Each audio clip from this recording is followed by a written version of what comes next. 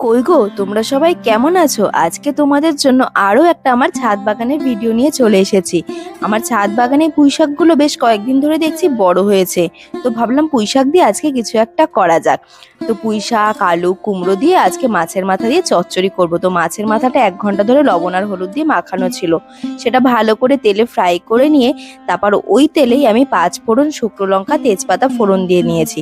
তার মধ্যে আলু দেব, ডাঁটা দেব, দিয়ে ভালো করে একটু লবণ দিয়ে ভাজা করে নিয়ে তার মধ্যে দিয়ে দেবো কুমড়ো আর কাঁচা লঙ্কা স্বাদ মতো।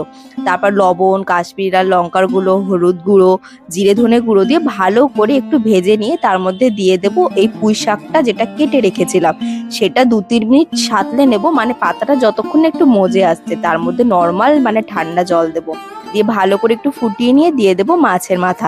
এবার কি ভালো করে কষাও আর একদম শেষে একটু চিনি দিয়ে নাড়িয়ে নাবিয়ে নাও। এটা কিন্তু দারুণ খেতে লাগে।